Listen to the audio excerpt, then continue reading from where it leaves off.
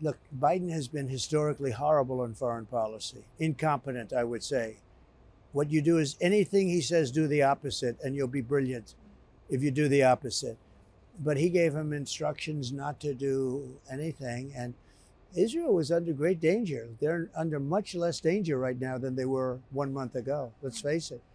I mean, you saw the attack on October 7th. That was horrible. I've seen tapes that other people haven't seen, and what happened there was horrible. That can't be allowed to happen.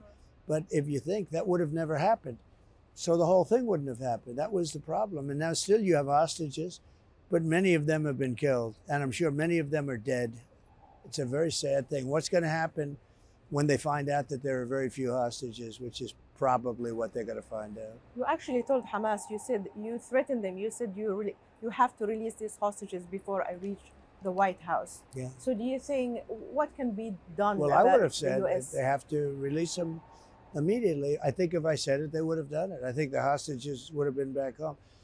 But I think even early on, I think a lot of those hostages were dead.